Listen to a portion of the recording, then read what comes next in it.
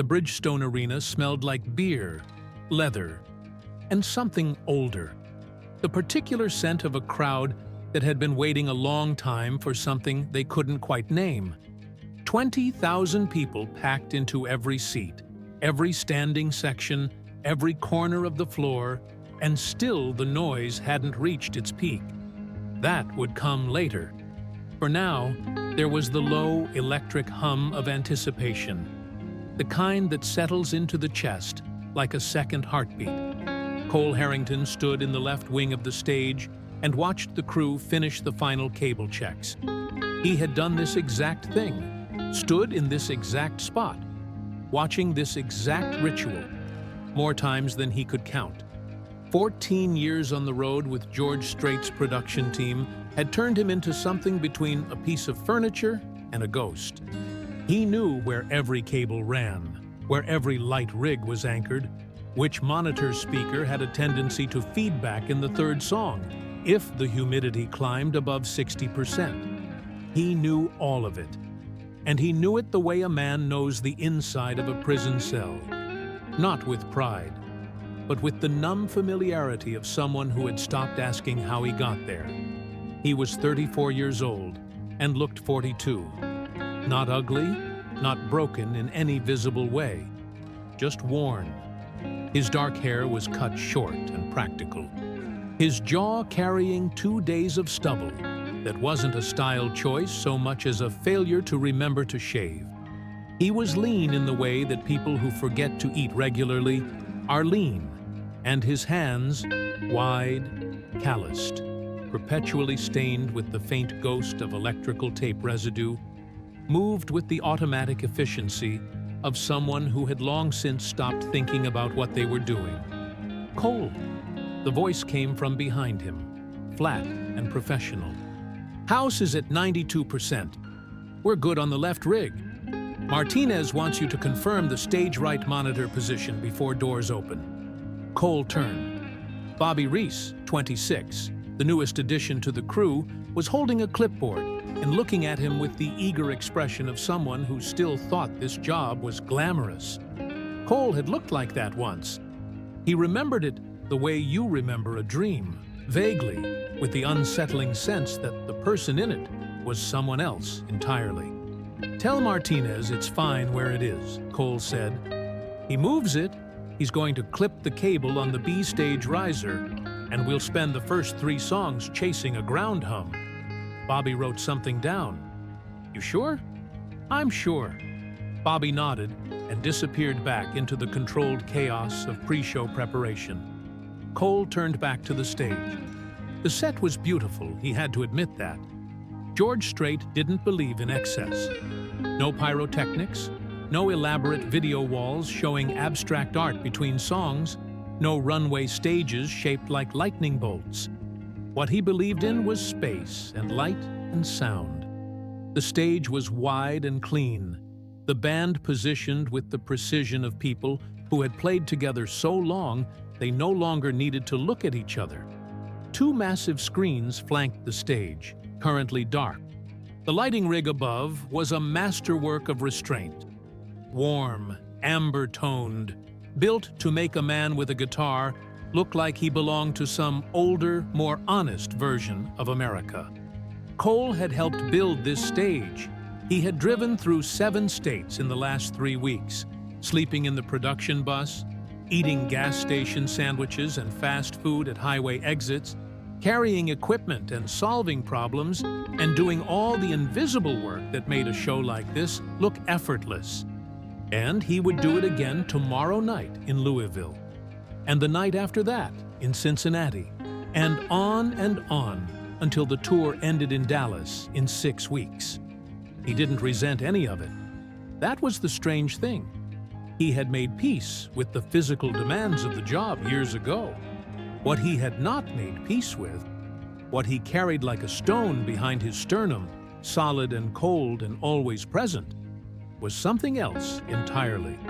His phone buzzed in his pocket. He pulled it out, looked at the screen, and felt the stone shift. The message was from a number he didn't recognize. It read, "I'm here tonight." "I thought you should know."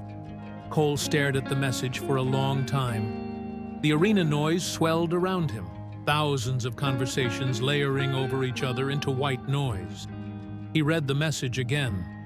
Then he put the phone back in his pocket without responding and stood very still for a moment, the way a man stands when he's trying to decide whether what just happened is real.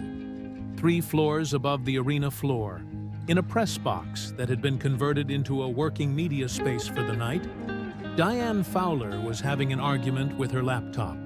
The argument was not going well. She was 52 years old, had been writing about music professionally for 27 of those years, and had filed stories from backstage at venues on 6 continents. She had interviewed icons, covered tragedies, broken stories that changed careers. She had a voice in the industry that most journalists her age would trade a kidney for.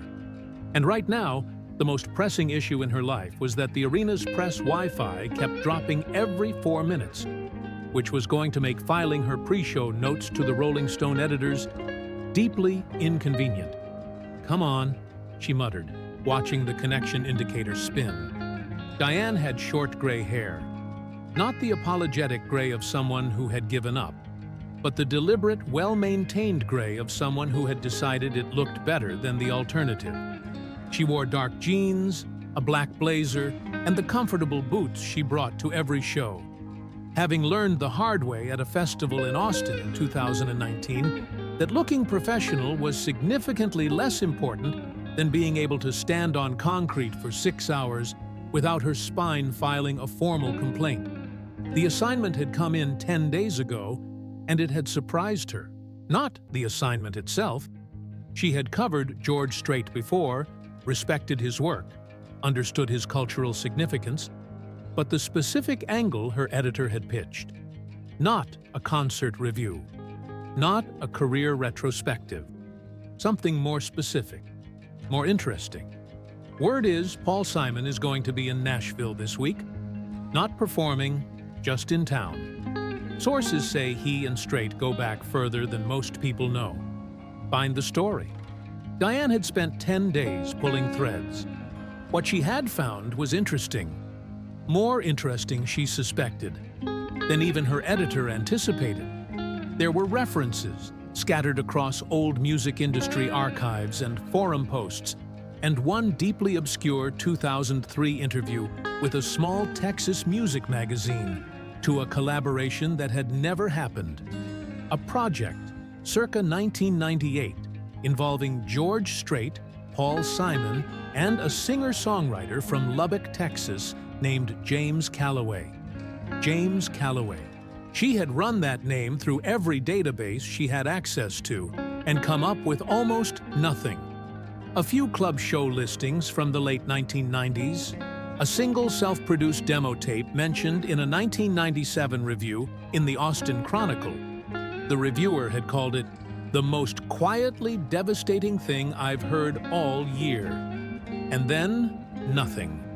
The name simply stopped appearing anywhere after early 1999. People didn't just disappear from the music industry. They burned out. They pivoted. They went home to teach music lessons or sell insurance. But they left traces. James Calloway had left almost none. She had, however, found one thing. A photograph, scanned and posted to a vintage country music fan site, dated November 1998. It showed George Strait and Paul Simon standing in what appeared to be a backstage corridor, both of them looking at something off-camera, and both of them laughing. Standing slightly behind them, half out of frame, was a young man with a guitar case strapped to his back. His face was partially obscured, but the caption, added by whoever had scanned the photo, read, "Nashville, 98 GS-PS and the kid from Lubbock."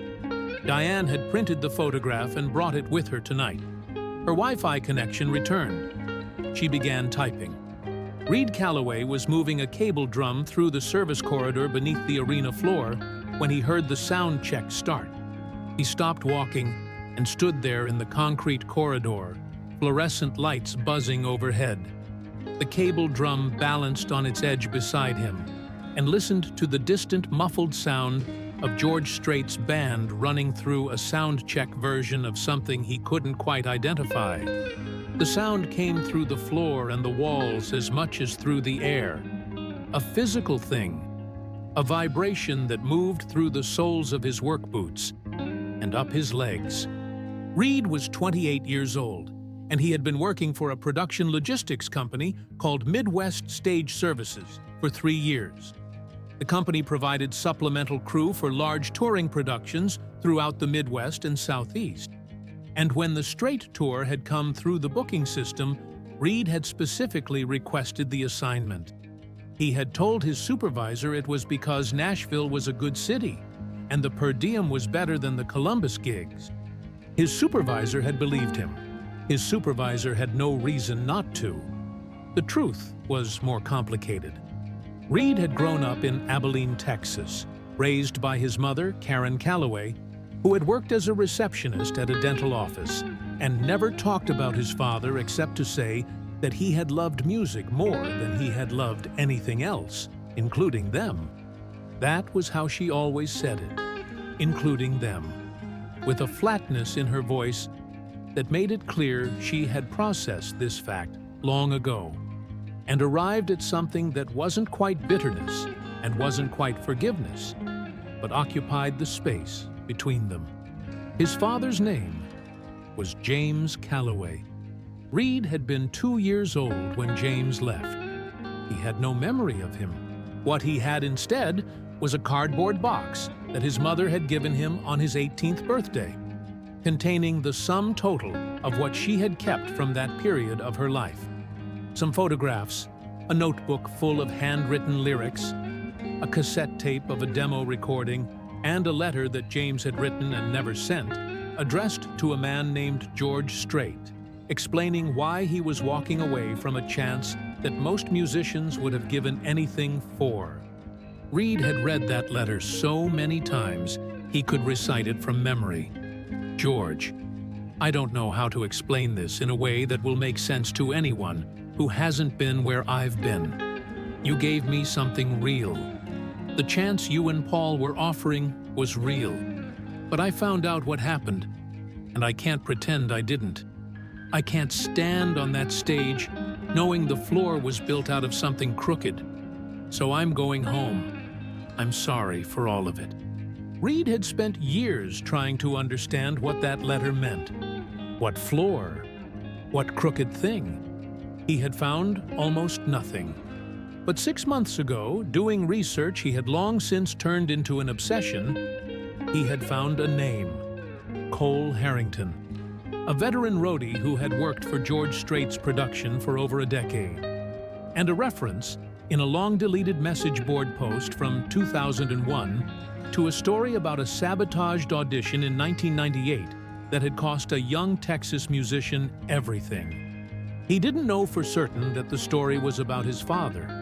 He didn't know for certain that Cole Harrington was involved, but he had gotten himself hired onto this production to find out. The sound check continued above him, the vibration steady and low through the concrete. Reed picked up the cable drum and kept walking. The knock on George Strait's dressing room door came at 6:47 p.m., 43 minutes before showtime.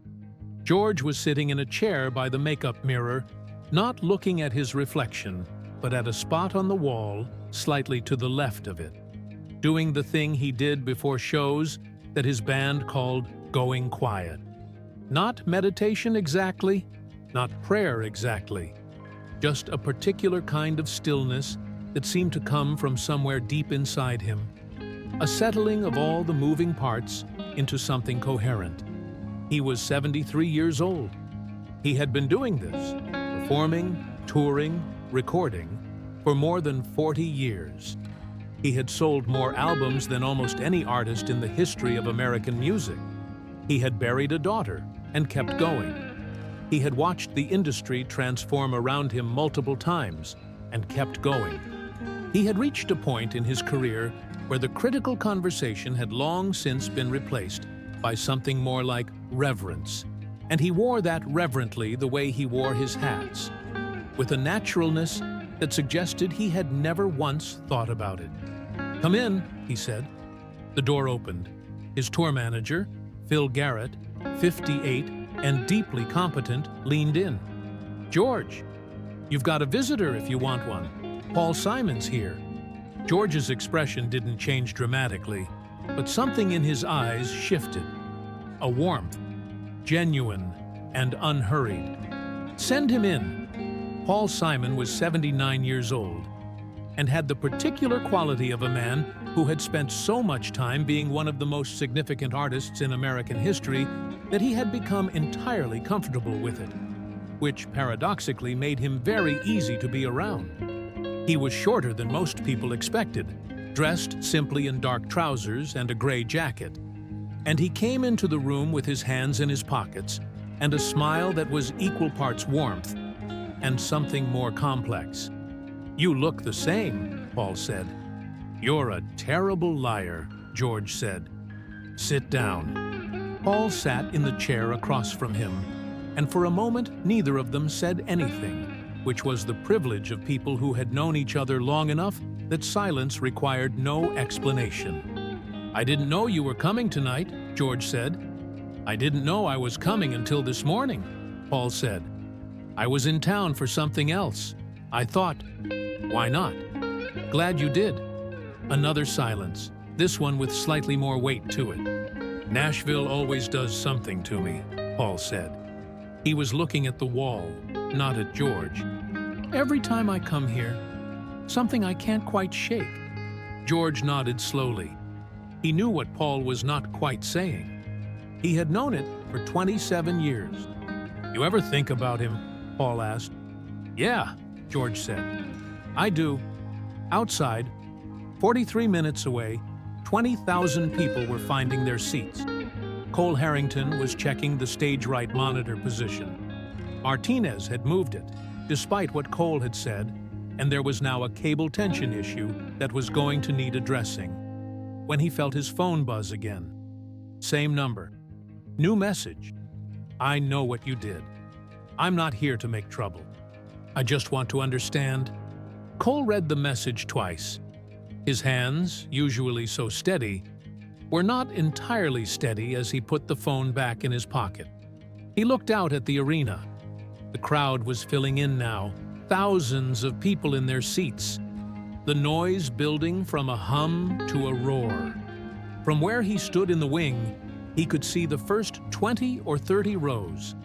A cross-section of American country music fandom across 40 years of George Strait's career. Couples in their 60s and 70s who had first seen him in the early 1980s. Parents with teenagers who had grown up with the music secondhand. Young men with cowboy hats who had found their way to traditional country as a reaction against everything the mainstream had become. All of them here for the music. All of them innocent of what Cole knew was buried underneath it. He had done what he had done in 1998 for reasons that had made a terrible kind of sense at the time, and had made progressively less sense with every year that followed. He had been 20 years old, working his first major tour gig as a runner, burning with the particular ambition of someone who has grown up with nothing and sees a narrow opening in the world. He had overheard a conversation he wasn't supposed to hear. He had made a phone call he shouldn't have made, and a young musician from Lubbock, Texas, had walked into an audition room to find that the opportunity he had been promised had been quietly, efficiently canceled, and had never been told why. Cole had been promoted 3 months later. He had been telling himself for 27 years that this was a coincidence. He had never quite believed it. The house lights began to dim. The show opened the way George Strait shows always opened, without preamble, without spectacle, without any of the pyrotechnic throat-clearing that had become standard in arena country. The lights dropped. The crowd noise swelled into something enormous and collective. And then the band was simply there, playing the opening bars of Ace in the Hole. And George walked out from the wing, and the sound the crowd made was less a cheer than a release. 20,000 people letting go of something at once. Cole watched from the stage left wing. He watched every show from the same position, and he knew this one well enough to track it in his sleep. Knew which songs were coming, knew the flow and the pacing, knew where George would move and where he would stay still, and when the crowd would go from loud to transcendent. He knew all of it. What he couldn't stop thinking about was the message on his phone. "I know what you did." The song finished.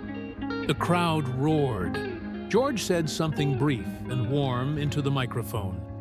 He was not a man who overtalked between songs, which was one of the many things that separated him from lesser artists, and moved directly into the next number. Cole scanned the crew positions automatically, checking sight lines and cable clearances by habit, while his mind ran the problem separately. Someone knew.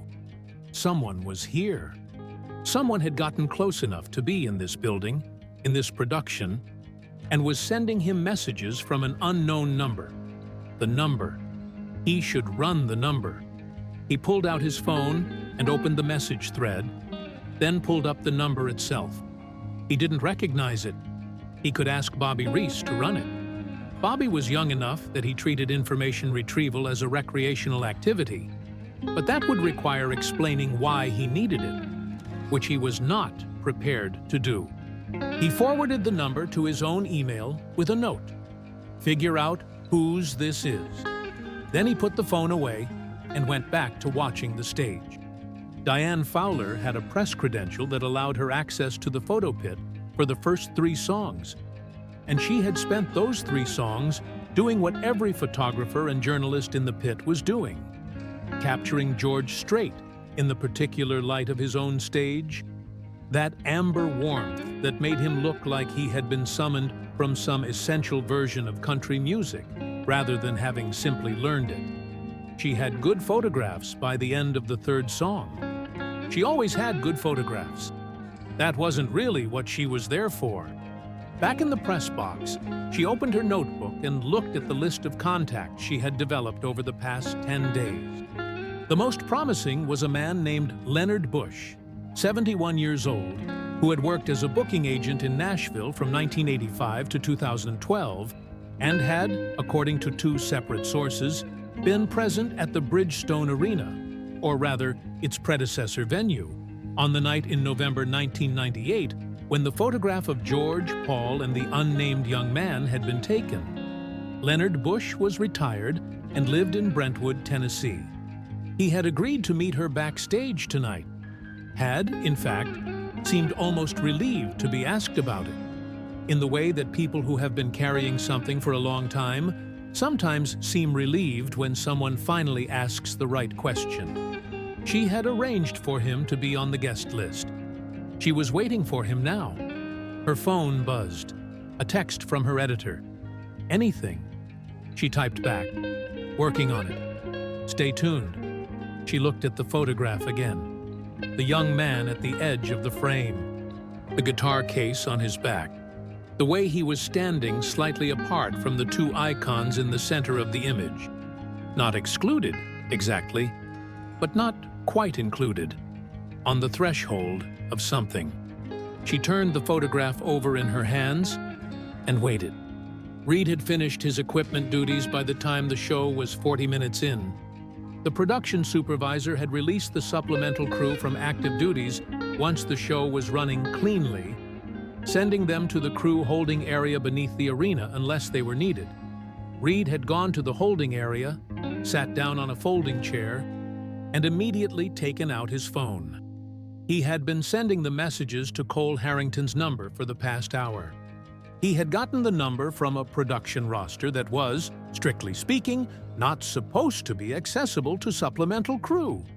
But that had been left open on a shared server that anyone with the right access level could reach. Reed had the right access level. He had made sure of that before accepting the assignment. He read Cole's lack of response as response enough. The message had landed. He could feel it. Reed was not, by nature, a confrontational person. He had his mother's temperament, patient, observational, capable of waiting. His mother had spent 26 years being patient about a man who had disappeared. And she had done it without bitterness, which Reed found more remarkable the older he got. He had not fully inherited her equanimity.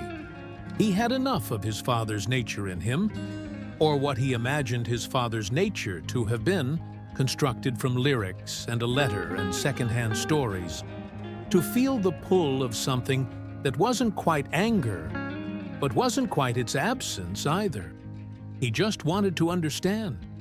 The letter his father had written, the unsent one, the one in the cardboard box, had been written by a man who was not angry, but who was broken in a specific, identifiable way. Broken by a betrayal he understood, but could not name the full shape of. Reed had spent years trying to name it. Tonight, he thought, he might finally get close enough. He pulled up the photograph on his phone. He had found it 6 months ago. The same photograph Diane Fowler had found. Though Reed had no idea who Diane Fowler was, or that she was 40 feet above him in a press box with a printed copy of the same image. The young man at the edge of the frame. His father, at 26, on the edge of everything. Reed stared at the photograph for a long time. Then he put his phone in his pocket and went to find Cole Harrington. Leonard Bush was a large man who had gotten smaller with age, the way some large men do. Not diminished exactly, but compacted, as though the years had pressed the excess out of him and left something denser and more essential. He arrived in the press box at the end of the first hour of the show, slightly out of breath from the stairs, and sat down across from Diane with the careful movements of a man whose knees had strong opinions about stairs. "Ms. Fowler," he said. His voice was still big, a voice built for phone calls and negotiations across crowded rooms. "You're younger than I expected." "You're exactly what I expected," Diane said, which made him laugh. A real laugh, surprised out of him. She opened her notebook. "I appreciate you coming, Mr. Bush. I know it was an unusual request." Unusual? He considered the word. "I'd say long overdue. You want to know about James Calloway. I want to know what happened to James Calloway," Diane said. Leonard looked out at the arena below them. George was on his 4th song now, something mid-tempo that the crowd was singing along with. A wall of sound rising from 20,000 people who knew every word. Leonard watched it for a moment, with the expression of a man visiting a place that meant many things simultaneously. James Calloway was the most naturally gifted young singer-songwriter I encountered in 30 years in this industry, Leonard said. And I encountered a lot of them. He had something that you can't manufacture. The real thing, not just talent. Emotional authenticity, the ability to make a song feel like it was happening for the first time, even if you'd heard it 100 times. How did he come to George Strait's attention? Through Paul Simon, actually. Paul heard a demo tape. I was the one who got it to him, coincidentally, through a mutual contact in Austin. And Paul was struck enough by it that he reached out to George directly. The two of them had a mutual interest in this kind of traditional meets literary songwriting, the kind James was doing. There was talk of James opening some dates on Strait's 1999 tour. There was even talk of a collaborative recording project. What happened? Leonard was quiet for a moment. Below them, the song ended. The crowd roared. James was supposed to audition, formally, for the production team. Because that's how these things work. It's not enough that the artist likes you. The business side has to be convinced. In November of '98, the photograph you mentioned from that night, that was taken before the audition. After the handshakes and the introductions, before they went into the room. And the audition never happened. James showed up, was told there had been a miscommunication, that the audition had been rescheduled. except it had never been rescheduled. It had simply been canceled, and James was never told why. And the offer evaporated, and he went home to Texas and, as far as I can determine, never performed professionally again. Leonard paused. I spent years wondering what happened. I never got a satisfactory answer. Do you have a theory? Leonard looked at her directly. I have more than a theory, Ms. Fowler. I have a name. But I want to know why you're writing this story before I give it to you. Diane met his gaze steadily. Because James Calloway deserves to have the truth told. Whatever happened to him? Leonard considered this for a long time. Then he said, the name I have is someone who was working crew on that tour. A young runner, 20 years old, ambitious. Someone who had access to the scheduling system and who was, based on everything I could piece together later, motivated by the particular cruelty of early career insecurity. He paused. His name was Cole Harrington. Diane wrote the name in her notebook, slowly and deliberately. He's still working for the production, she said. Leonard's eyebrows rose slightly. Is he? He's been with Strait's crew for 14 years. Leonard looked back out at the arena. Well, he said after a moment, isn't that something? Cole found the cable tension problem on the stage right monitor and fixed it during a song break, moving fast and quiet the way you had to when you were working 3 feet from the main stage during a live show. He got back to his wing position by the time the applause died down and the next song started. His phone buzzed. New message. Same number. I'm in the crew holding area. I'd like to talk. Not during the show, after. Cole's jaw tightened. He typed back for the first time, who are you? The response came in under a minute. My name is Reed Calloway. James was my father. Cole read the name. He read it again. The arena noise swelled around him. The crowd was deep into the show now. That place, past excitement, where something more communal and elemental takes over, where 20,000 people become briefly one thing. And Cole stood in the noise and felt the cold thing behind his sternum expand significantly. He had known, in the abstract, that James Calloway might have had children. He had never permitted himself to think about it in any concrete way, because concrete ways led to faces, and faces led to consequences, and consequences were the thing he had spent 27 years not allowing himself to fully inhabit. He typed, after the show, loading Dock B. I'll be there. He put the phone in his pocket and stood very still for a count of 10. Then, because there was nothing else to do, he went back to watching the stage. It happened at the 2-hour mark. The show had been extraordinary. Even Cole, who had seen this show dozens of times across its current iteration, who had seen variations of this show for 14 years, felt the particular quality of the night. There are shows that are good and shows that are transcendent. And the difference is not always explicable, doesn't always track to set list or sound quality or any single variable. Sometimes a crowd and an artist hit a frequency together that makes everything larger than the sum of its parts. And tonight was one of those nights. George was in it in a way that Cole recognized as rare. He was 73 years old, and he had been doing this for 40 years, and he was still, demonstrably, better at it than almost anyone alive. The set was approaching its third act. Cole knew the shape of what was coming. 3 more songs building to the closing run, the crowd brought to a peak, and then sent home with something that would last them. Standard architecture, beautiful architecture, but known. What happened next was not known. George Strait stepped to the microphone between songs and said something Cole had never heard him say before. I want to take a moment to introduce someone, George said. His voice was conversational, unhurried, the way it always was between songs. No performance in it, just a man talking to 20,000 people he seemed to regard as friends. There's a man out here tonight who's been making music longer than most of you have been alive, and whose music has meant more to me personally than I can really explain in a few words. He's not here to perform.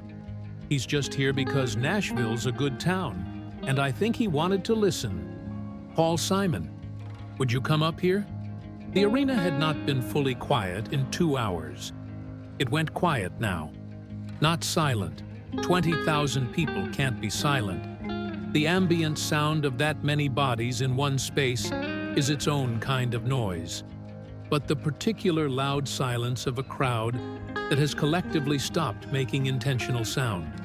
Stopped mid-conversation, mid-sip, mid-whatever they were doing. Waiting. Paul Simon appeared from the stage right wing. He walked out with his hands in his pockets and a slightly self-conscious smile. The smile of a man who genuinely doesn't seek this kind of attention, even after 79 years of receiving it constantly. The crowd found its voice. The cheer was enormous. Not a country music cheer exactly. Something wider and more complex, layered with the recognition of multiple generations of music simultaneously. George put a hand on Paul's shoulder and leaned to the microphone. Paul's going to help me decide what we play next. Whatever he picks, that's what we play. He looked at Paul. What do you want to hear? The arena fell quiet again. Cole, in the stage left wing, felt his breath stop. He didn't know why. He couldn't have explained it. But something in the moment, the hush, the two old men on the enormous stage, the weight of all the years between them, hit him with a force that had nothing to do with stagecraft and everything to do with something he had no professional category for. Paul Simon looked out at the crowd for a moment. Then he looked back at George. He said something that the microphone didn't quite catch. Too quiet. An aside meant only for the man beside him. George nodded slowly, something shifting in his expression. Not surprise, but recognition, as though the answer was one he had known Paul might give if he thought about it long enough. George looked at his band leader, Doug Martin, and said a song title. The arena was quiet while the band located the key and the tempo, and then they began to play. Diane Fowler was watching from the press box, and she recognized the song 4 Bars In. It was not a George Strait song, or rather it was not one of his hits. It was an older piece, a deep cut from the mid-90s that had been a minor album track and never a single. But something in the way Paul Simon had chosen it, in the particular weight it carried in this moment, made every note feel considered and freighted with meaning that the audience could sense, even if they couldn't name it. She had her recorder running. She had her camera ready. But she had stopped working, in any professional sense, and was just watching. She looked at the stage, George Strait standing with Paul Simon. And between them, she realized, watching them, something was passing. Not for the audience, for themselves. She pulled out the photograph from her notebook. The young man at the edge of the frame, guitar case on his back. Something was assembling itself in her chest that was not yet a story, but was the feeling that precedes a story. The sense that events are converging toward a point of revelation that she couldn't yet fully see. She wrote in her notebook, "The silence before the song was the most significant thing I've heard all night." Reed Calloway had moved from the holding area, breaking the rules and probably his employment, and had worked his way to a position where he could see the stage from a service corridor. He had no authorization to be where he was. He didn't particularly care. He watched Paul Simon walk out onto the stage. He watched the exchange he couldn't hear. He watched George nod. And when the band began to play, Reed felt something happen inside him that he didn't have a name for. His father had played him this song, not the original recording because his father hadn't been in their lives, but he had found it on a cassette in the cardboard box, a version of the song handwritten in his father's notebooks, a melody his father had clearly returned to more than once. The key was slightly different in his father's version, the arrangement sparse and personal, but the bones were the same. He didn't understand how his father had known this song well enough to have his own arrangement of it. He didn't understand why Paul Simon had chosen it tonight, here, with George Strait. He stood in the service corridor and listened, and something that had been clenched in him for a very long time began, very slowly, to release. Cole Harrington was not a man who cried. He had not cried at his father's funeral, though he had wanted to. He had not cried when his marriage had ended 5 years ago, though he had deserved to. He had built, over 34 years, a functional barrier between what he felt and how he registered it externally, and the barrier had served him reasonably well in a professional life that rewarded composure. He came closer than he had in years to crying when the song ended. He didn't know why, or rather, he knew exactly why, in the way that you know things that you have refused to let yourself acknowledge. The knowledge was there, had always been there, waiting for the right frequency to activate it. He had taken something from someone. He had taken it for reasons that had felt like self-preservation, and had been, in reality, something much smaller and uglier. And it had mattered. It had mattered in ways that had radiated outward, in directions he had chosen not to see. James Calloway, the kid from Lubbock with the guitar case and the real thing. Paul Simon had known him well enough to choose this song. George Strait had nodded when the choice was made, like a man recognizing something that had been put away and not looked at for a long time. The arena was on its feet. 20,000 people who didn't know why this moment mattered knew that it did. Cole stood in the wing and made a decision that surprised him with its clarity and its completeness. He had been running from a single moment for 27 years, and the running had cost him more than the original act. And he was done. He was going to tell Reed Calloway the truth, all of it. The show ended the way George Strait shows always ended. Without drama, without a 6-minute encore sequence of artificial absence and manufactured return. He played his last song, thanked the crowd with genuine warmth, and walked off. The lights came up. 20,000 people began the process of becoming individual humans again. Loading Dock B was beneath the stage left side of the arena, accessed through a service corridor that ran parallel to the main crew corridor. It was a large concrete space that smelled of diesel and metal, lit by industrial fluorescence, currently occupied by equipment cases being loaded onto production trucks by the overnight crew. Cole arrived first. He stood to one side of the loading activity, out of the way, and waited. He had his phone in his hand, though he wasn't looking at it. He was looking at the door. Reed came through it 6 minutes after the show ended. Cole's first thought, seeing him, was that the resemblance was there in the bones, the jaw, the way he carried himself, something in the stillness of him. He had last seen James Calloway from a distance, at the venue in 1998, before the audition that Cole had already canceled. He hadn't watched what happened when James was told. He hadn't been able to make himself do that. Reed looked at Cole with an expression that was not what Cole had braced for. He had expected anger, or at minimum, the controlled performance of anger. What he saw instead was something more exhausting and more honest. The face of someone who had been carrying a question for years and had finally found the person who might have the answer. "You're Cole Harrington," Reed said. "Yeah, you knew my father. I knew of him. We weren't..." Cole stopped. "We weren't close. I saw him a few times around the production before it fell apart." He paused. "How'd you find me?" "Message boards. Production records. Took about 6 months." Reed's voice was even. I'm not here to threaten you or go to the press or anything like that. I just want to know what happened.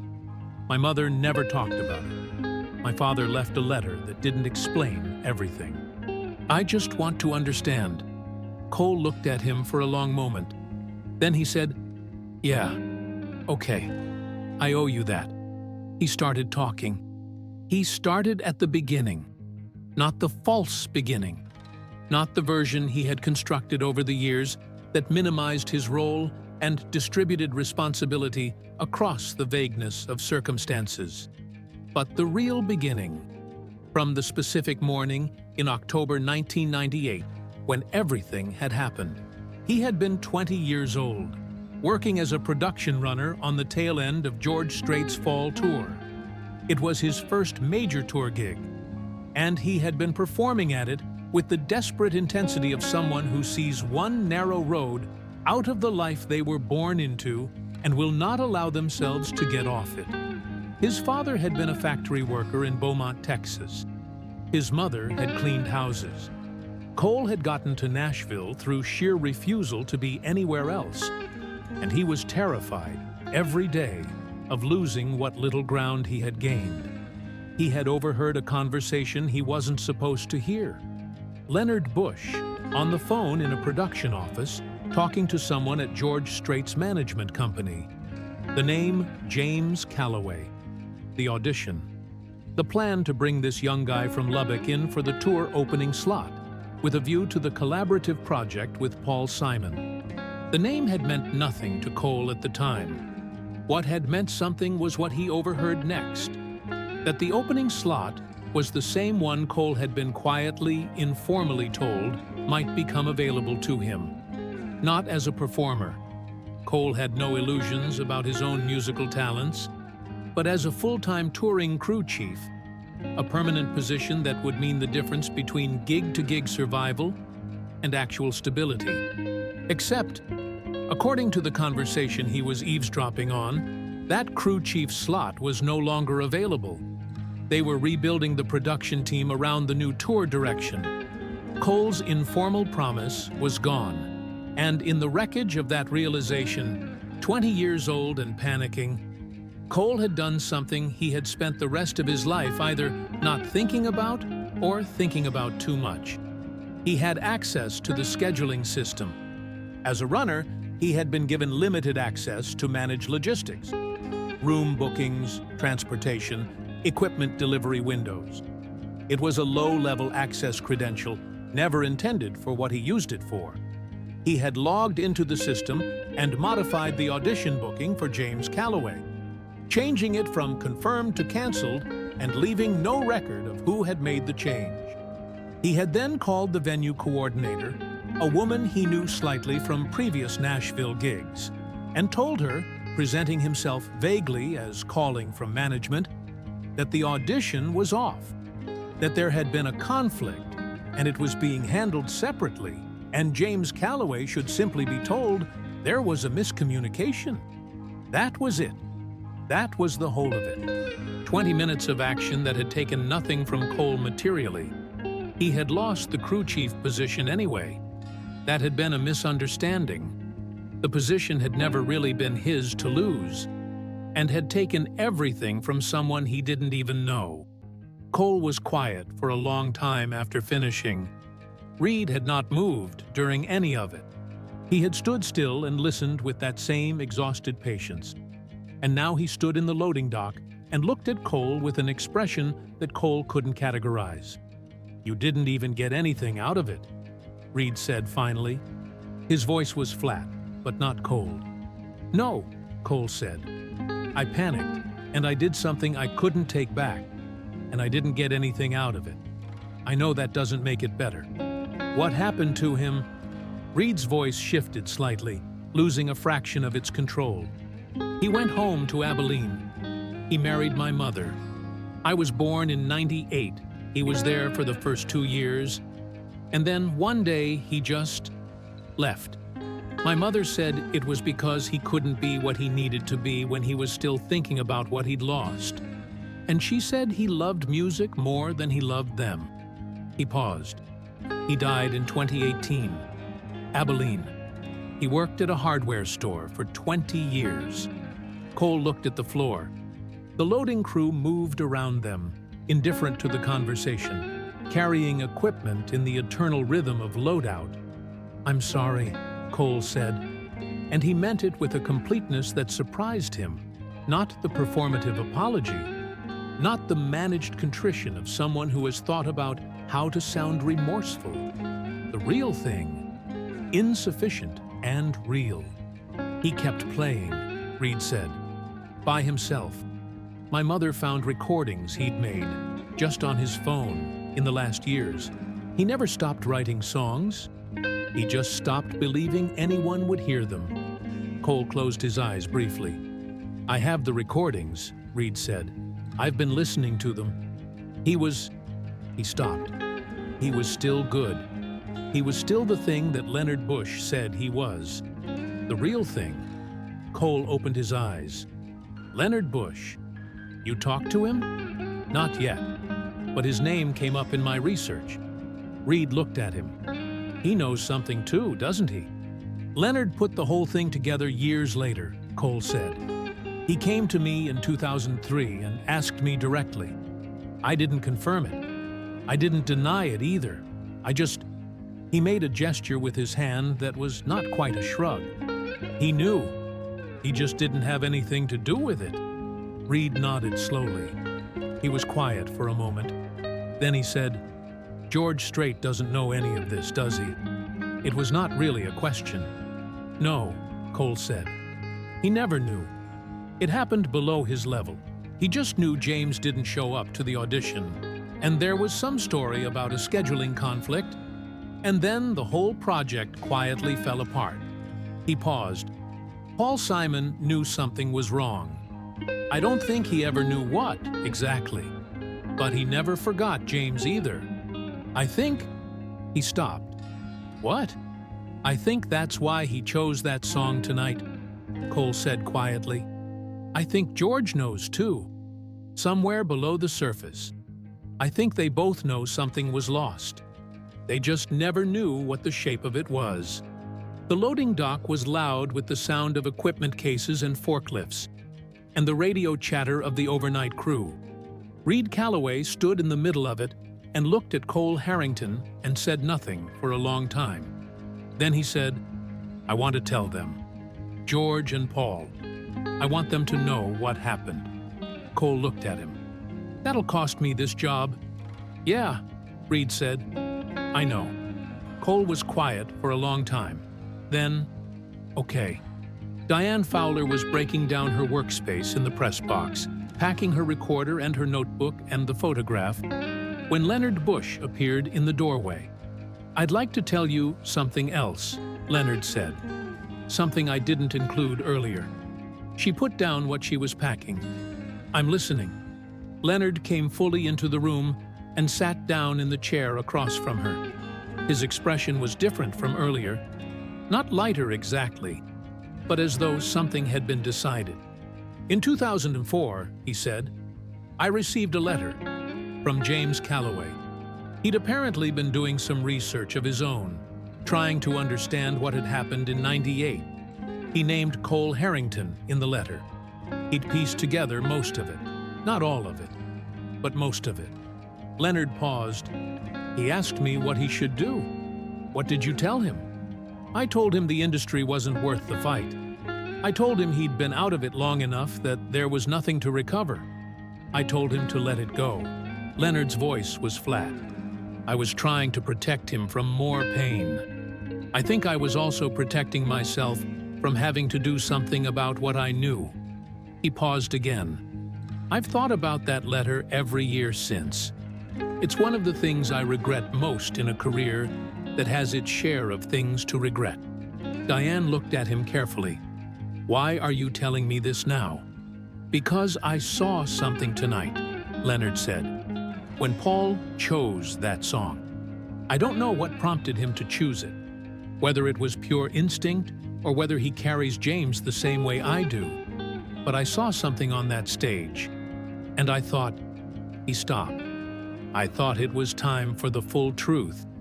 to be somewhere other than inside me. Diane picked up her recorder. "May I?" Leonard looked at it.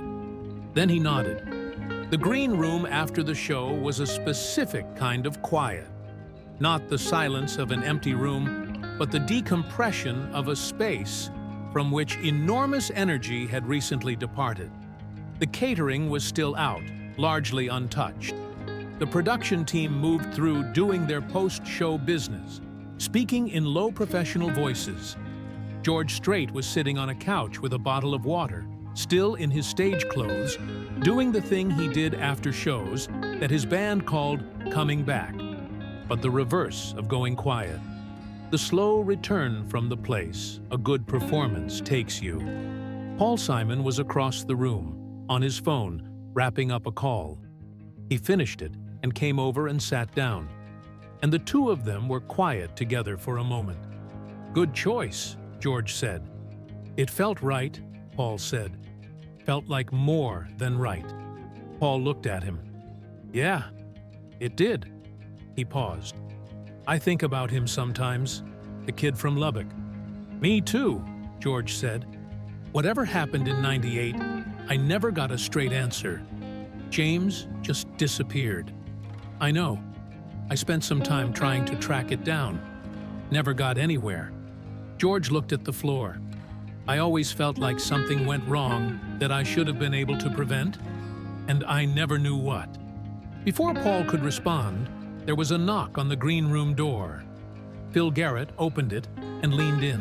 His expression was the expression of a man delivering something that he doesn't fully understand, but can tell is significant. "George, there's a young man out here asking to speak with you and Paul together. His name is Reed Calloway. He says it's about his father." The room was quiet. George Strait looked at Paul Simon. Something passed between them. The activation of that name. The way it resonated in whatever space in their memories they had kept it. "Send him in," George said. Cole Harrington came in behind Reed, which surprised Phil Garrett enough that he almost stopped him. Cole met Phil's eyes and nodded once, the nod of a man who is doing something that can't be undone and has made his peace with it. Reed stepped forward into the room. He was carrying his phone, which held the photograph. His copy of it. The same image that Diane Fowler had upstairs. The same image that showed his father at the edge of the frame in November 1998. He looked at the two men on the couch. George Strait, who was looking at him with an expression of careful attention and something that might have been recognition. Not of Reed's face, but of something in it. Paul Simon, who was looking at him with an expression that shifted, as the silence extended, toward something more open and more painful. "My name is Reed Calloway," Reed said. "James Calloway was my father. He died in 2018. I think you knew him, or almost knew him, a long time ago." He held out his phone with the photograph. George leaned forward and looked at it. He looked for a long time. Then he sat back, slowly. "I remember that night," George said. His voice was very quiet. "I remember your father. He came in with Paul. They'd driven up from some listening session in Franklin. He was..." George paused. "He was the real thing. I knew it in the first 5 minutes of talking to him. And then he never came to the audition. And we never got an explanation that made sense. And eventually..." He looked at the floor. "Eventually, it just got buried under the next thing, and the next thing, and the next thing." Paul was looking at the photograph. He looked at it the way you look at something you haven't allowed yourself to think about, and are now allowing yourself to think about. And the feeling on his face was not comfortable. "He played me 3 songs in Franklin," Paul said, "in a friend's living room. Just him and a guitar. I drove back to New York thinking about those 3 songs for 2 weeks." He looked up at Reed. "He should have had a career." "I know," Reed said. Then he looked at Cole. Cole came forward. He stood in the middle of the room with his hands at his sides, and he said what he had said to Reed in the loading dock, condensed and plain and without mitigation. He said the full shape of it, what he had done, why he had done it, what it had cost. He did not ask for anything. He did not perform remorse. He simply told the truth, clearly and completely, in the same room with the people it had most affected. When he finished, the room was very quiet. George Strait looked at him for a long time with an expression that Cole could not read. Then George said, "Does Phil know?" "Not yet," Cole said. "He will by tomorrow. You understand that?" "Yes." George nodded once. He was still looking at Cole, and in his expression, Cole saw something he hadn't expected. Not warmth, not forgiveness exactly. Not in this moment, but the particular gravity of a man who understands the full cost of what he's been told and is deciding how to hold it. "What would you want?" George said, and he was talking to Reed now. "If you could have anything come from this, what would you want?" Reed was quiet for a moment. He had thought about this in the months leading up to tonight, and he had prepared an answer that was practical and measured. He found in this moment that the practical answer was not the true one. "My father had recordings," Reed said. "He made them himself, on his phone, in his last years. Songs he'd written, arrangements he'd worked out. He never thought anyone would hear them. I think someone should." The room was quiet again. Paul Simon looked at George Strait. "Play me one," Paul said to Reed. "Right now. Whatever you think is the best one." Reed looked at him. "On my phone. It's a phone recording. The quality is—" "Play it," Paul said. Reed unlocked his phone. He found the recording his mother had labeled simply the one he played on Christmas. She had explained that in the last years of his life, his father had played this particular song every Christmas morning, alone in the kitchen before anyone else was awake, as though it were a private ritual. Reed had listened to it dozens of times. He knew every note. He pressed play. James Calloway's voice came out of the phone speaker, thin and imperfect through the small microphone, with the background hiss of a kitchen in a small house in Abilene, Texas. But the voice itself was something else entirely. It was a voice that had never stopped being what Leonard Bush had called it, the real thing, not diminished by 20 years of hardware store work and private grief, not anything less than what it had always been. The song lasted 3 minutes and 40 seconds. When it ended, the room was very quiet for a very long time. Paul Simon was looking at the floor. His expression was the expression of someone receiving something they should have received a long time ago. George Strait said, "He deserved better than what he got." "Yes," Reed said. "He did." Leonard Bush found the green room 40 minutes later, after the production staff had mostly cleared out. Diane Fowler was with him. She had been with him when Cole's initial confession circled back to her through the building's small ecosystem of connected conversations. And she had asked if she could come, and Leonard had said yes. She came in as a journalist and sat down with her recorder running. And what unfolded over the next hour was not the story she had pitched to her editor in any simple sense, but was the story underneath it, the one that had been waiting since 1998 for the right room and the right people. George and Paul talked about James Calloway with the openness of people who have been carrying something quietly and are grateful to finally set it down in a place where it can be examined. Cole Harrington sat to one side and answered every question put to him directly and without evasion. Reed sat across from the two icons and listened, and gradually his expression changed in a way that Diane noted in her notebook as not healed. That's not the right word, but something is completing. Leonard Bush said what he had said in the press box and added to it. He said, "I owe you an apology, Reed. Your father wrote to me. and I gave him advice that was more about my own comfort than his welfare. I should have done more." Reed looked at him. "I appreciate you saying that." "I mean it as more than a saying," Leonard said. He reached into the inside pocket of his jacket and produced, with the careful movements of a man who has been carrying something for a while and knows its value, a folded piece of paper. "I've had this for 22 years. It's the letter your father wrote me in 2004. I kept it. I don't entirely know why. Maybe I always knew there would be a moment when it needed to be in someone else's hands." He held it out across the table. Reed took it. He unfolded it carefully. He read it. Diane watched his face as he read. She did not write anything in her notebook for that minute. When Reed finished reading, he folded the letter again and held it in both hands and looked at it. And his face was the face of someone who has just received a piece of their own history that they thought was gone. "He was trying to figure out what happened," Reed said. "He spent years trying to understand." "Yes," Leonard said. "He never gave up." "No, he didn't." Reed nodded. He held the letter carefully, with the attention you give things that are irreplaceable.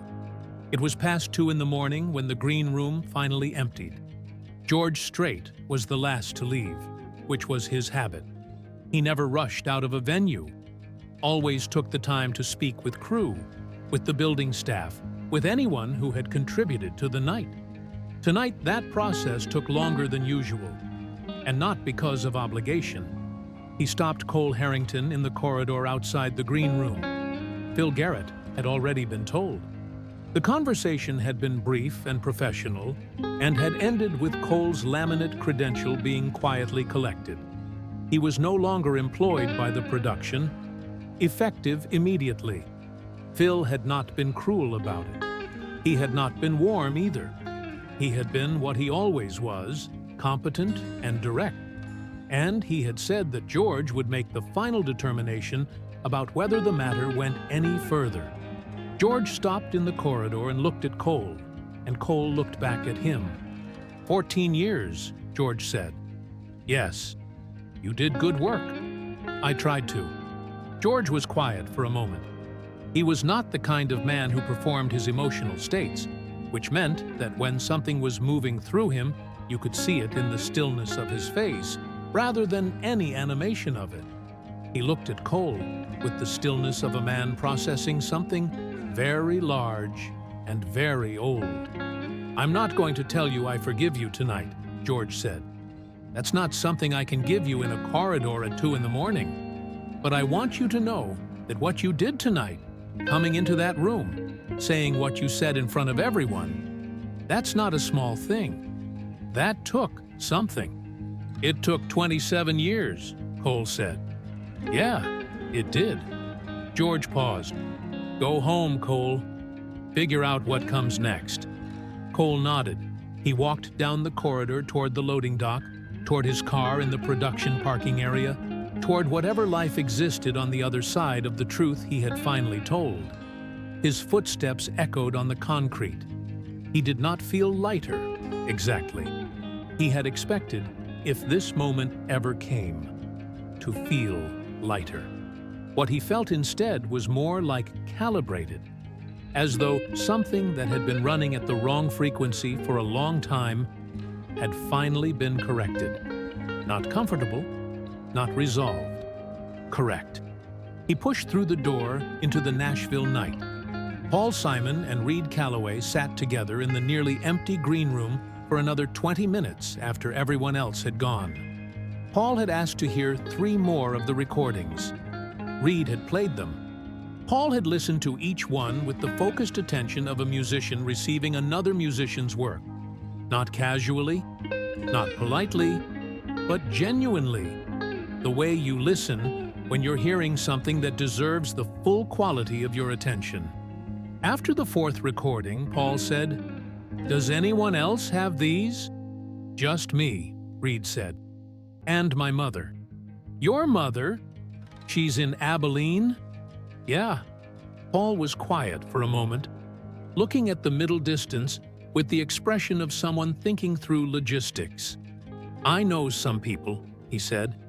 "People who work with estate recordings, archival music, that kind of thing. People who've done right by music that almost got lost." He looked at Reed. "If you wanted to explore that, getting these recordings properly preserved, possibly released, I could make some introductions. No pressure in any direction, but the option exists." Reed looked at him.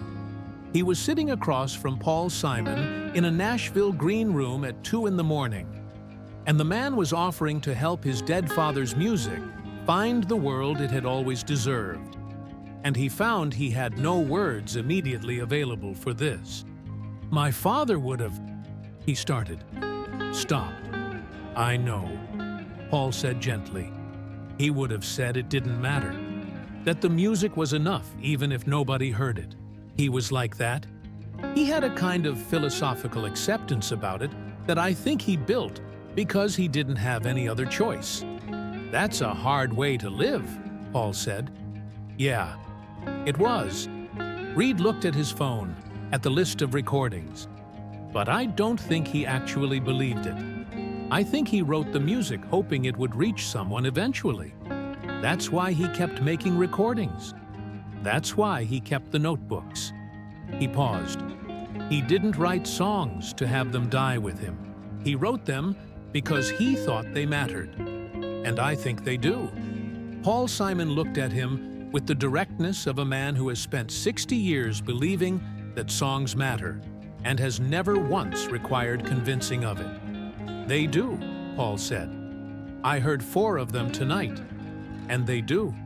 Diane Fowler left the arena at 2:30 in the morning and sat in her rental car in the parking structure and spent 20 minutes writing notes in her notebook by the light of the overhead lamp.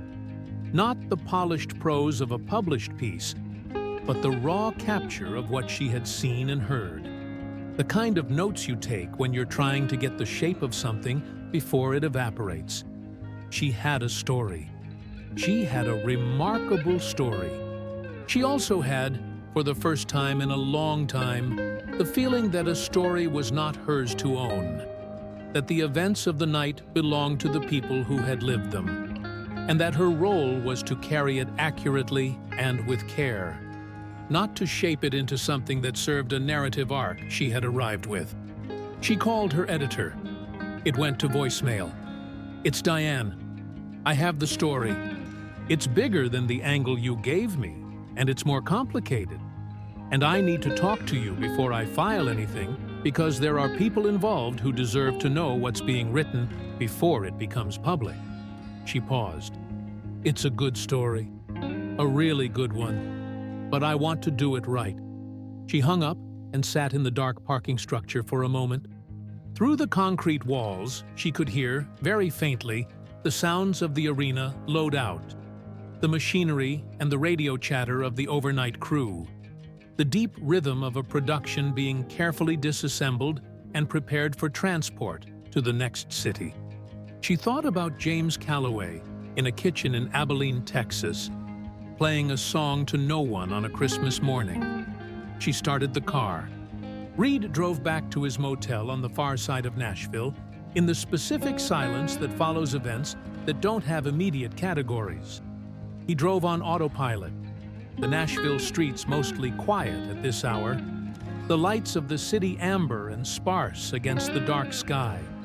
His mother answered on the second ring, which meant she had been awake, which meant she had known something significant was happening tonight, even though Reed had told her very little about why he had specifically requested this assignment. "Reed," she said.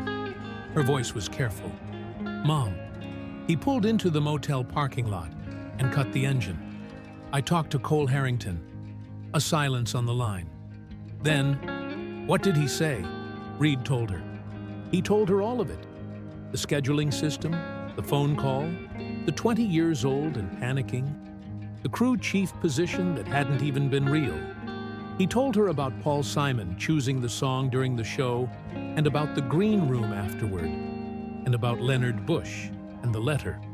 He told her about Paul Simon listening to the recordings and what he had said. His mother was quiet for a long time after he finished. "Karen," Reed said, using her name the way he only did when he needed her full attention. "Are you okay?" "I'm thinking," she said. Another long silence. Outside the motel, a car passed on the highway, headlights sweeping briefly across the parking lot. "Your father left because he was lost," Karen said finally. Her voice was not the flat, processed voice she used when she was being careful about this subject. It was something more direct, more present. "He loved us. I know that now. I didn't always know it when I was angry, but I know it.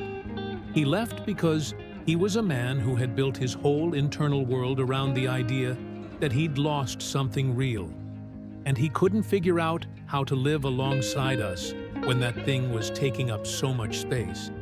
She paused. If he had known why it happened, if someone had told him the truth in 1998, I think things might have been different. I don't know, but I think maybe. Reed stared through the windshield at the motel parking lot. The sodium lights turned everything amber and flat. "The recordings," he said. "Paul Simon wants to help get them out into the world, properly preserved, maybe released." His mother was quiet for a moment. "He was always making them," she said. "Even at the end, when he was sick. He'd sit in the kitchen with that little recorder he had and just work, like it was what he did, like he couldn't stop.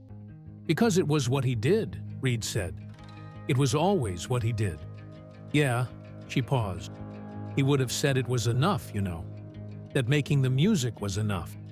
"I know, but you don't actually believe that." A beat. Then, quietly, "No, I don't." 6 weeks later, in Dallas, the Strait tour played its final show. Cole Harrington was not there. He had gone back to Beaumont, back to the city he had left at 18 with every intention of never returning, and was working for a regional production company that handled corporate events and smaller venue shows. The work was not glamorous. He had made his peace with not glamorous in the same way and in the same moment that he had made his peace with a number of other things. He followed the story when it was published.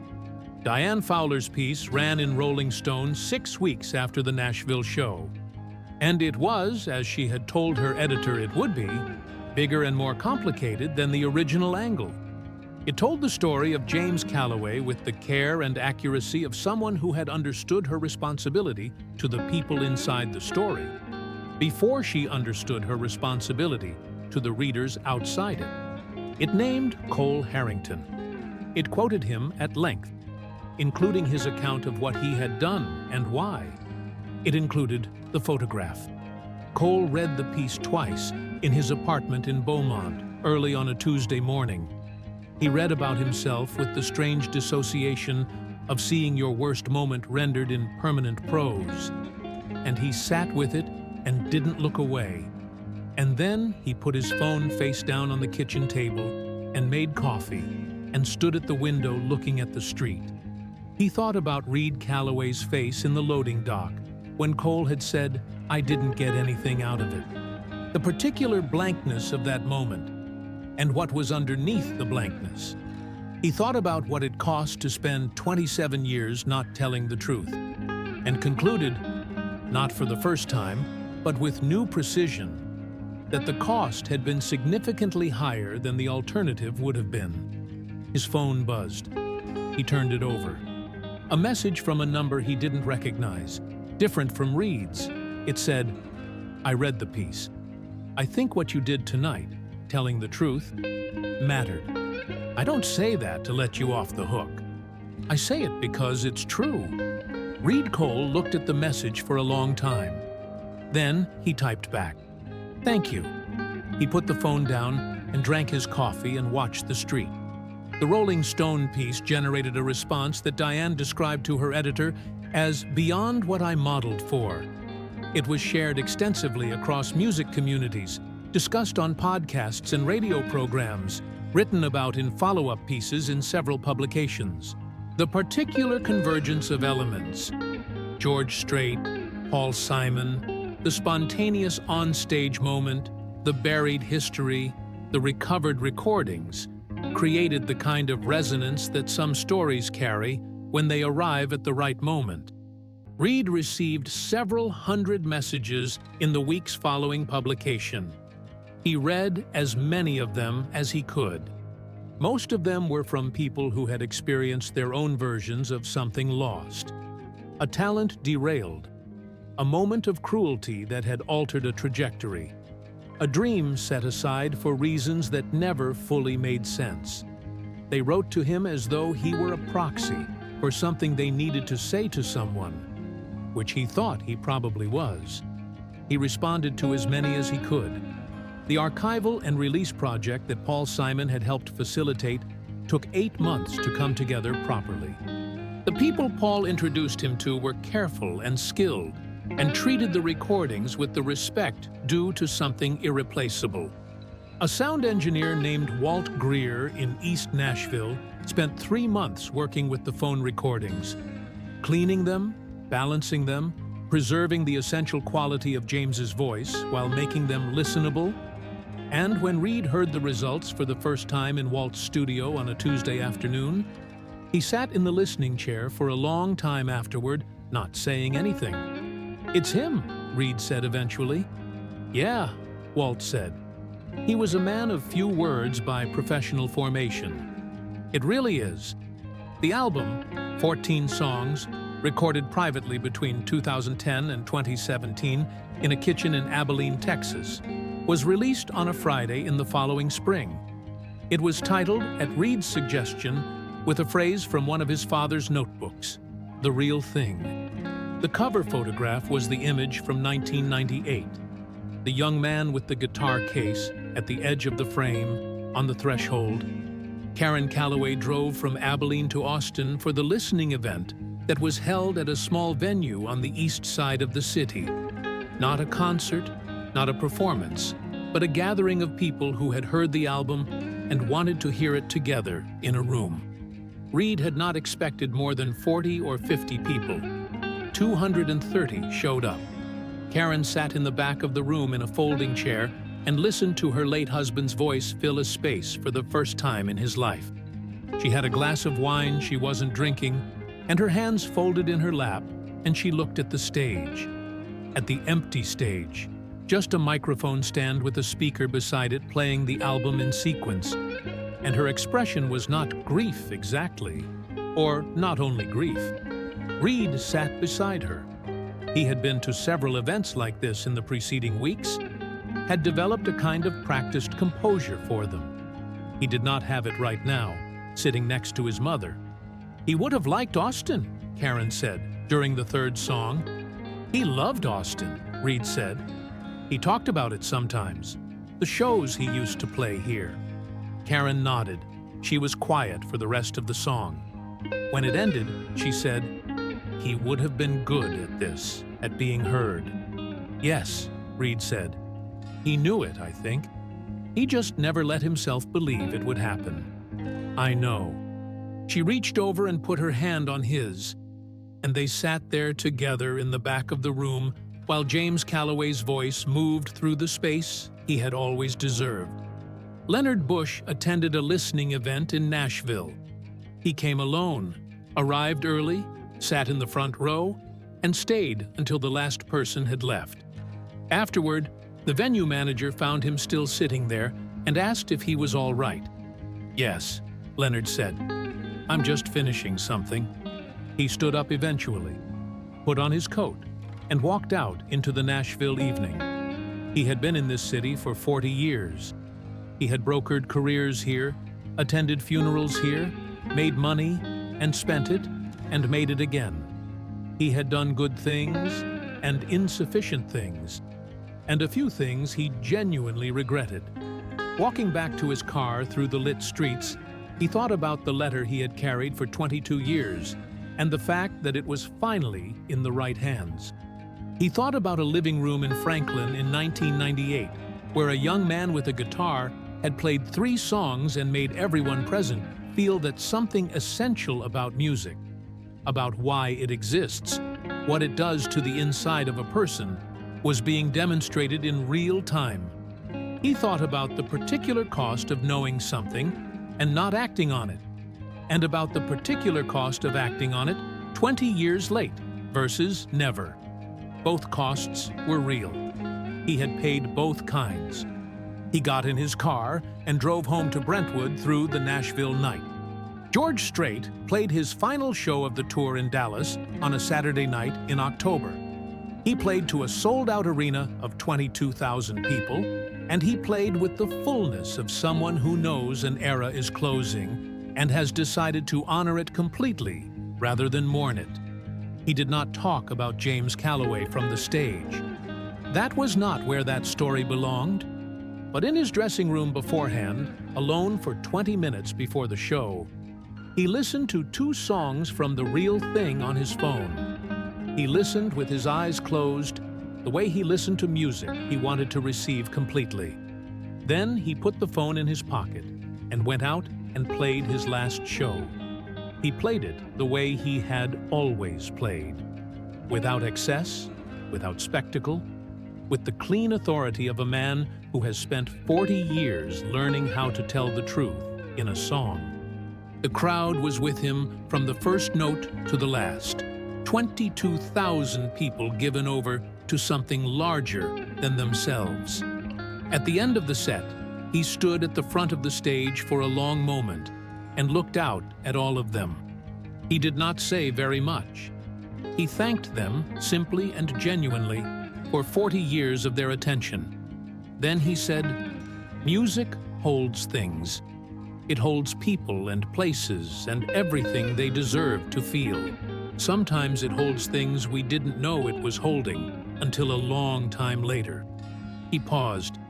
"I'm grateful for all of it. Every song, every night, all the things the music held. The arena gave him everything it had." He walked off the stage. Reed heard the recording of that final show. Someone had filmed it and posted it.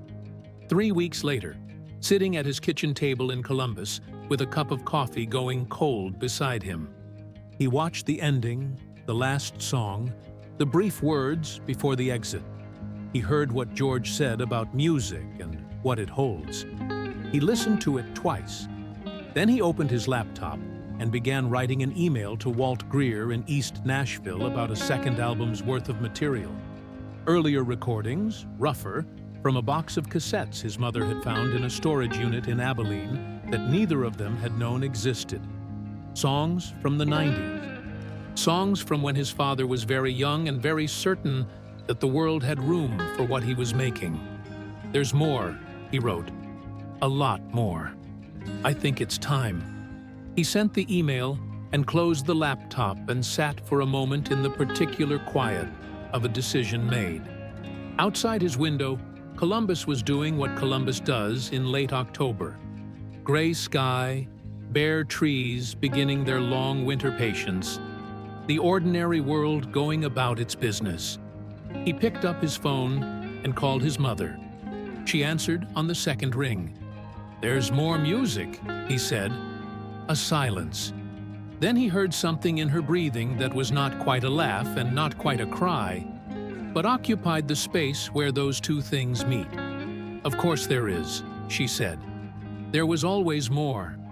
The Real Thing by James Calloway was released to no commercial fanfare and became, over the following 2 years, one of those albums that moves through the world quietly and persistently. Not a hit, not a phenomenon, but a presence. Musicians found it and were affected by it. Listeners found it at particular moments in their lives and held on to it. It appeared on year-end lists in small publications with devoted readerships. It was discussed in online communities dedicated to traditional songwriting with the reverence people reserve for things that feel genuinely necessary. James Calloway never knew any of this. He had died in the spring of 2018 in an Abilene hospital of a heart that had been quietly failing for 3 years. with his son beside him and his ex-wife in the waiting room down the hall because she had driven the 4 hours from Abilene to the hospital in Lubbock, and no one had told her she shouldn't. He had not talked about the music much at the end. He had asked Reed once, in the last week, whether Reed thought the songs were any good, and Reed had said yes, and James had nodded and looked at the ceiling and said, "I think they might be." That was the closest he had come to believing it. It was enough. It was not enough. It was what there was. The music held all of it. The kitchen in Abilene, and the living room in Franklin, and the corridor in Nashville, where a young man with a guitar case had stood on the threshold of everything that didn't happen, and all the years that came after, and the Christmas mornings, and the hardware store, and the songs made in private for an audience of no one, and the son who drove across states and told the truth in a loading dock, and sat in the back of a room in Austin and heard his father's voice fill a space for the first time. The music held all of it. That was what music was for.